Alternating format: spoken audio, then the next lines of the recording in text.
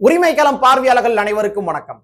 இன்னைக்கான அரசியல் களத்துல எது சம்பந்தமாக விவாதிக்க போறோம் அப்படின்னா, சமூக வலைத்தளங்கள்ல திறந்தாலே சரி, எங்கிட்டு பார்த்தாலும் பராசக்தி பராசக்தி பராசக்தி பராசக்தி இந்த மாதிரிதான் பயங்கரமா வைரலா போயிருக்கு. சமூக வலைத்தளங்கள்ல திராவிட முன்னேற்ற கழகத்தை சார்ந்தவர்கள் பராசக்தி திரைப்படத்தினுடைய போஸ்டர் எல்லாமே அப்லோடு பண்ணி பராசக்திடா அப்படின்ற மாதிரி ஃபயர் விடுறாங்க. தீ பரவட்டும் அப்படின்ற மாதிரி உணர்ச்சி பொங்க எழுதுகின்ற காட்சிகளை பார்க்க முடிகின்றது. பயங்கரமான ப்ரொமோஷன். நீங்க சும்மா திமுக காரங்கிட்ட போய் வாங்க திமுக காரரே அப்படின்னு கூப்பிட்டு பாருங்களே, ஹலோ மிஸ்டர் பார்த்து பேசுங்க, நான் இப்ப திமுக காரர் கிடையாது, நான் இப்ப சிவகார்த்திகேயன் ஃபேன் என்று சொல்லுகின்ற அளவுக்கு தான் அவங்களுடைய செயல்பாடுகள் தற்பொழுது இருந்து கொண்டிருக்கின்றது. முழு நேர சிவகார்த்திகேயன் ஃபேனா வந்து மாறிட்டாங்க இந்த திரைப்படத்தை ப்ரொமோஷன் பண்ணுவதற்காக. சரியா? சரி, இதெல்லாம் ஒரு பக்கம் இருக்கட்டும். சோ இந்த பராசக்தி திரைப்படம் மக்கள் மத்தியில போய் சேர்ந்திருக்கின்றதா இல்லையா, இந்த திரைப்படம் எவ்வாறு இருக்கின்றது என்பதனை தான் இந்த காணொலியில கொஞ்சம் டீட்டெயிலாக நாம பார்க்க போவது கிடையாது. அதை நம்ம பார்க்க போவது கிடையாது. இந்த பராசக்தி திரைப்படத்தை மையப்படுத்தி அதனை சுற்றி ஒரு அரசியல் வளையம் வந்து இருக்குது. அந்த வளையம் தான் என்னன்றதை இந்த காணொலியில கொஞ்சம் டீட்டெயிலா பார்க்க போறோம். நண்பர் அனைவருக்கும் இளம்பெரு வழுதியின் இனிய வணக்கம். நாங்க இப்படி வந்து பார்த்துட்டோம், இனி ஜென்மத்துக்கும் எங்களால குனிய முடியாது. அதனால நாங்க சண்டை போட போறோம். பராசக்தி திரைப்படம், இந்த திரைப்படம் எவ்வாறு இருக்கின்றது அப்படின்றத தியேட்டருக்கு போய் காசு கொடுத்து டிக்கெட் வாங்கி தியேட்டர்ல உட்காந்து பொறுமையா உட்காந்து படத்தை பார்த்து நீங்களே ரிவ்யூ பண்ணிக்கங்க. ஆனா இந்த திரைப்படத்தை மையப்படுத்தி ஒரு அரசியல் வளையம் இருக்குன்னு சொன்னோம் தெரியுமா, அது என்னன்றதை நாம சொல்லிடுவோம். அதாவது இந்த திரைப்படம் எதனை முதன்மைப்படுத்துகின்றது? ஒரு சில பேர் சொல்றாங்க இந்த திரைப்படம் மொழி உணர்வினை முதன்மைப்படுத்துகின்றது, பராசக்திடா அப்படின்ற மாதிரி ஒரு டீம் சொல்றாங்க.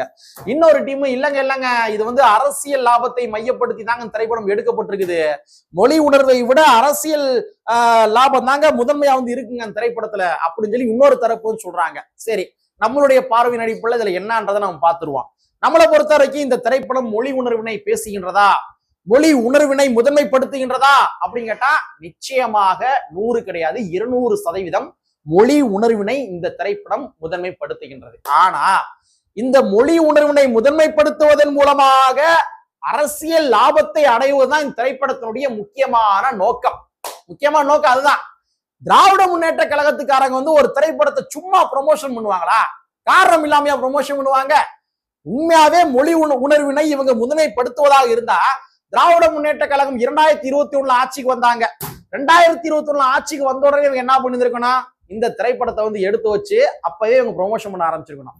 ஒவ்வொரு ஊரா போய் என்ன பண்ணிக்கணும், இப்ப போட்டாங்க பாருங்க, டென்ட் கொட்டா போட்டு ஷோ எல்லாம் காட்டினாங்க பாருங்க. அந்த மாதிரி இந்த 4 வருஷத்துல எல்லா இடங்களும் டென்ட் கொட்டா ஷோ போட்டு இந்த மாதிரி பாருங்க, இதாண்டா பராசக்தி, இதாண்டா வந்து மொழி உணர்வு பாருங்கடா அப்படின்ற மாதிரி இந்த 4 வருஷத்துல அவங்க இந்த வேலை பார்த்திருக்கணும். ஆனா இந்த 4.25 வருஷம் ஆகிப்போச்சு இவங்க ஆட்சி பண்ண ஆரம்பிச்சு. இப்ப வந்து இவங்க திரைப்படத்தை அவசரமா ரிலீஸ் பண்றாங்க அப்படின்னா காரணம் என்ன? 2026 தேர்தலை மையப்படுத்தான் திராவிட முன்னேற்ற கழகம் இவ்வளவு தூரம் வேலை பார்க்கறாங்க. சோ திராவிட முன்னேற்ற கழகம் வந்து மொழி உணர்வினை முதன்மைப்படுத்துவதாக காட்டிக் கொண்டாலும் கூட அதுல வந்து 2026 என்று சொல்லப்படுகின்ற தேர்தல் அரசியல் லாபம் அடங்கி உள்ளது. அதுதான் ரொம்ப முக்கியமான பாயிண்ட், புடிச்சுக்கங்க. சரிங்களா? 2வது நீங்க நோட் பண்ணி பாருங்களேன், அண்ணாவே விட்டு கொடுத்துட்டாங்க. யாரு? திமுக. இந்த திரைப்படத்துக்காக மொழி உணர்வு பேசுறாங்க தெரியுமா, அவங்கள பார்த்து நான் கேட்கிறேன், இவங்க அண்ணாவே விட்டு கொடுத்துட்டாங்க திமுக காரங்க. எப்படி கேக்குறீங்களா?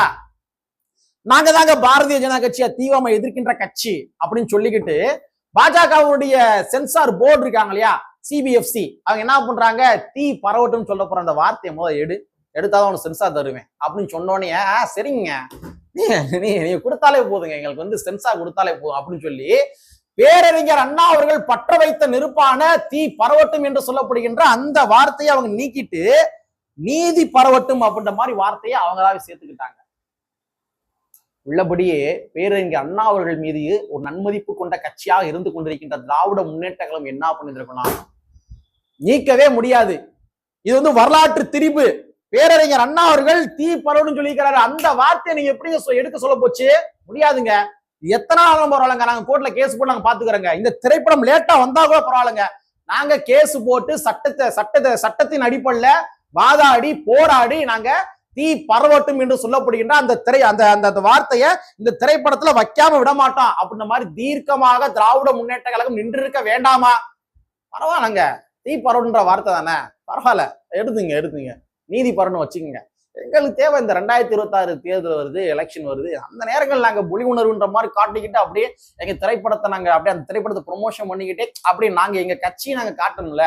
ஆனா நீங்க பரவாயில்ல, அண்ணா வார்த்தை தானங்க எடுத்துங்க, எங்களுக்கு ஒன்றும் தேவை கிடையாதுங்க அப்படின்ற மாதிரி வீரறிஞர் அண்ணா அவர்களையே மத்திய அரசாங்கத்துல விட்டு கொடுத்துட்டாங்க நம்ம திராவிட முன்னேற்ற கழகம். இது ஒரு வகையான வரலாற்று திரிபுங்க. அண்ணா அவர்களுடைய அந்த முழக்கம்ங்க, தீ பரவட்டுன்றது, அந்த வார்த்தையவே நீங்க காம்ப்ரமைஸ் பண்ணிக்கிட்டீங்க அப்படின்னா அப்ப உங்ககிட்ட என்ன முதன்மைப்படுகின்றது? மொழி உணர்வு முதன்மைப்படுகின்றதா இல்ல அரசியல் லாபம் முதன்மைப்படுகின்றதா? இந்த கேள்வி இயல்பா எழும்புது இல்லையா? அப்ப மக்களாகிய நீங்க தெரிஞ்சுங்க, எது முதன்மைப்படுகின்றது, இந்த திரைப்படத்தின் மூலமாக எது முதன்மைப்படுகின்றது, அவங்களுடைய நோக்கம் என்னவென்று நீங்களே தெரிஞ்சுங்க. அது மட்டும் கிடையாது, இவங்களுக்கு அரசியல் லாபம் மட்டும் முதன்மை கிடையாது, வணிகமும் கூட முதன்மை லாபம். வணிகம், பொருளாதாரம். ஏங்க, அதாவது இந்த இந்தி எதிர்ப்பு போராட்டம் இருக்கு இல்லையா, இந்த இந்தி எதிர்ப்பு போராட்டம் என்பது முழுக்க முழுக்க தமிழர்களுக்கு சொந்தமான ஒரு போராட்டம். முழுக்க முழுக்க தமிழர்களுக்கு சொந்தமான ஒரு போராட்டம். அதனை மையப்படுத்தி எடுக்கப்பட்ட ஒரு வரலாற்று புனைவு தான் இந்த பராசக்தி என்று சொல்லப்படுகின்ற ஒரு திரைப்படம்.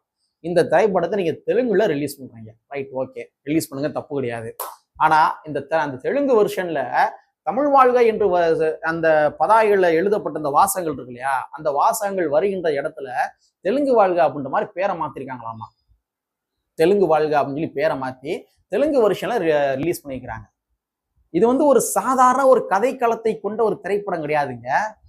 தமிழ்நாட்டுல செத்து போன போராளிகள் இருக்காங்க இல்லையா, அந்த போராளிகளை மையப்படுத்திய ஒரு திரைப்படங்க. தமிழர்களுடைய வரலாறுங்க. இந்த வரலாறை நீங்க தெலுங்குல காட்டுறப்ப அப்படியே காட்டுவதில் உங்களுக்கு என்ன பிரச்சனை? அந்த போர்டுல அந்த பதாகையில தமிழ் வாழ்கனே இருந்துட்டு போட்டுமே. ஓ, தமிழர்கள் அந்த காலத்துல இந்த மாதிரிலாம் போராட்டம் பண்ணிருக்காங்களா, இந்திக்கு எதிராக போராட்டம் பண்ணிருக்காங்களா, ஐயோ நம்ம போராட்டம் முட்டமேடா, சே நம்மளாம் தெலுங்கர்களா, தமிழர்களை பாரு அவங்க எப்படி போராட்டம் பண்ணிருக்காங்க பாரு, நம்மளாம் போராட்டம் விட்டோமே அப்படின்ற மாதிரி மக்களுக்கு தெரியட்டும், தெலுங்கு மக்களுக்கும் தெரியட்டும். அப்ப தமிழ் வாழ்கை என்று சொல்லக்கூடிய அந்த வார்த்தையை தூக்கி போட்டு நீங்க பொருளாதாரத்துக்காக அந்த இடத்துல யாரு அந்த தெலுங்கு வாழ்க அப்படின்னு போட்டுக்கிட்டீங்க அப்படின்னா இந்த திரைப்படம் எதற்காக எடுக்கப்பட்ட திரைப்படம்? தமிழ் மொழியை முதன்மைப்படுத்துவதற்காக எடுக்கப்பட்ட திரைப்படமா இல்ல வணிக நோக்கத்திற்காக எடுக்கப்பட்ட திரைப்படமா? ஏற்கனவே இயக்குனர் சுதா கொங்கரா இருக்காங்க இல்லையா, அவங்க இந்த சூரரை போட்டு படம் எடுத்தாங்க, உண்மையாவே அருமையான படம். அந்த திரைப்படத்துல கூட தான் ஒரு கல்யாண காட்சி, ஒரு சுயமதிய மரியாதை திருமணம். அந்த திருமணத்துல இந்த பக்கம் பெரியார் படம் இருக்கும் தமிழ் படத்துல, தமிழ் சூரரை போட்டு வெர்ஷன்ல. ஆனா தெலுங்குல என்ன இருந்துச்சுன்னா அந்த இடத்துல பெரியார் படத்தை எடுத்துட்டு வேற போட்டோ வச்சுட்டாங்க. அப்ப இதே மாதிரிதான் இந்த பராசக்தி திரைப்படத்திலையும் கூட தமிழ் வாழ்கை என்று சொல்லப்படுகின்ற அந்த வாக்கியத்தை நீக்கி விட்டு இங்க தெலுங்கு வாழ்கன்னு போடுறீங்க அப்படின்னா இந்த திரைப்படம் மொழி உணர்வினை முதன்மைப்படுத்துவதற்காக எடுக்கப்பட்ட திரைப்படமா அப்படி அரசியல் லாபத்துக்காக எடுக்கப்பட்ட திரைப்படமா? மக்களாகிய நீங்களே சிந்திச்சுக்கங்க. ஸோ இந்த மாதிரி இந்த இந்த இந்த திரைப்படத்தை மையப்படுத்தி ஒரு மிகப்பெரிய ஒரு வளையம் இருக்குது. அந்த வளையம் அரசியலை மையப்படுத்தி நகர்ந்து கொண்டிருக்கின்றது, சுழன்று கொண்டிருக்கின்றது. இதோட சேர்த்து இன்னொரு தகவல் நம்ம சொல்லிடுவோம். இந்த திரைப்படத்துல அவங்க சொல்லல, நம்ம சொல்லிடுவோம். இந்த திரைப்படத்தினுடைய கதை களம் 1965 நடக்கிற மாதிரி தான் அவங்க காட்டியிருக்கிறாங்க. 1965 அந்த இந்தி எதிர்ப்பு போராட்டத்தை மையப்படுத்தி தான் இந்த திரைப்படமே எடுக்கப்பட்டிருக்கின்றது. சரிங்களா, நல்ல விஷயம், ஓகே, ரைட்டு. ஆனா இந்தி எதிர்ப்பு போராட்டம் என்பது 1965 தொடங்கப்படவில்லை. இந்தி எதிர்ப்பினுடைய வரலாறு எங்கே தொடங்கப்படுகின்றது அப்படின்னா 1936 இருந்து 1940 தொடங்கப்படுகின்றது. 1936 இருந்து 1940 தொடங்குது. அப்பவே என்ன பண்றாங்கன்னா, நடராஜன் தாளமுத்து என்று சொல்லக்கூடிய நபர்கள் இந்த இந்தி மொழிக்காக தன்னுடைய உயிரையே விட்டுருக்கிறாங்க. அப்பவே ராஜாஜி அவர்கள் என்ன பண்ணாரு தெரியுமா, 1936 காலகட்டங்களிலேயே இந்திய திணிக்கிறதுக்கு வேலை பார்த்தாரு. அப்பவே மிகப்பெரிய போராட்டம் நடந்துச்சு. அந்த போராட்டத்துல சிறைக்கு போன நபர்கள்ல நடராஜன் தாளமுத்து இருவர், அந்த இருவர்ல 2 பேருமே செத்து போயிடுறாங்க. அதுல முதல்ல செத்தது யாருன்னு பார்த்தோம்னா நடராஜன் என்று சொல்லப்படுகின்ற ஒரு நபர். அவர் ஆதி திராவிடர் சமுதாயத்தை சார்ந்தவர், சென்னைக்காரர். அவர் தான் முதல்ல தமிழ் மொழிக்காக இந்த வரலாறு நீங்க மனசுல பதிய வச்சுங்க. தமிழ் மொழிக்காக முதலாக உயிரை நீத்த ஒரு நபர் யாருன்னு பார்த்தோம்னா, சிறையிலே செத்து போயிறாரு, கைதாகி உள்ள இருக்கிறப்ப நீத்த நபர் யாருன்னு பார்த்தோம்னா நடராஜன். அதுக்கு பின்பாக தாளமுத்து என்று சொல்லக்கூடிய நபரும் கூட இறந்து போறாரு. அப்ப இந்த இந்தி எதிர்ப்பு போராட்டம் என்பது 1965 தொடங்கப்படவில்லை. இவங்களுடைய நோக்கம் என்னன்னா 1965 அண்ணா இருந்தாரு, அண்ணாவை முதன்மைப்படுத்தி காட்டணுன்ற காரணத்துக்காக தான் அவங்க 1965 கதை காலத்தை எடுத்தாங்க. அவங்க ஆக்சுவலா இந்தி எதிர்ப்பு எங்கிருந்து தொடங்குது, 1936 to 1940 அப்பதான் தொடங்குது. இதுல இன்னொரு திமுக ஒரு மிகப்பெரிய பாலிடிக்ஸ் பண்ணாங்க. அதே நம்ம இந்த இடத்துல சொல்லிதான் ஆகணும். அதாவது நடராஜன் தாளமுத்து அவர்களுக்கு என்ன பண்றாங்கன்னா, அவங்களை நினைவு கூறும் விதமாக திராவிட முன்னேற்ற கழகம் சென்னையில வந்து ஒரு ஒரு அரங்கத்துக்கு ஒரு நினைவரங்கத்துக்கு வந்து பேர் சூட்டுறாங்க. அதுல என்ன பேர் சூட்டுறாங்கன்னா, தாளமுத்து நடராசன் நினைவரங்கம்னு சொல்லி பேர் சூட்டுறாங்க. இது எவ்வளவு பெரிய ஒரு திரிபு வாதங்கள் தெரியுமா? அப்பவே நிறைய பேர் கண்டிச்சாங்க. இந்த இந்தி மொழிக்காக முதலாக உயிரை நீத்த நபர் யார் மட்டும் நடராஜன். நடராஜனுக்கு அப்புறம் தான் வந்து தாளமுத்து உயிர் நீத்தாரு. நடராஜன் ஒரு ஆதி திராவிட வகுப்பை சார்ந்தவர். அப்ப பெயர் சூட்டுகின்ற பொழுது நடராஜன் தாளமுத்து அப்படின்ற மாதிரி தான் நினைவரங்கம் தான் சூட்டியிருக்க வேண்டுமே தவிர தாளமுத்து நடராசன் அப்படின்ற மாதிரி அந்த பெயரை சூட்டி இருக்க கூடாது. திமுக இதுலயே ஒரு கேம் ஆடினாங்க. இதெல்லாம் அப்பவே மிகப்பெரிய ஒரு கான்ட்ரவர்ஷியலா போச்சு. நிறைய பேர் கண்டனங்களை தெரிவிச்சாங்க. ஸோ திராவிட முன்னேற்ற கழகம் இந்த மாதிரி தான் ஒவ்வொரு வரலாறுகளிலுமே வந்து தன்னை வந்து அப்படியே உள்ள சேர்த்துக்கிறது ஒரு பெரும்பான்மை புகழ்பெற்ற ஒரு விடயங்கள் இருக்கின்றது அப்படின்னா அந்த புகழ்பெற்ற விடயங்களை வந்து அதை நம்ம நுழைச்சிக்கிறது உள்ள நுழைச்சு அந்த புகழ்பெற்ற விடயங்களை நமக்கான ஒரு வரலாறுகளா வந்து தகவமைத்துக் கொள்வது.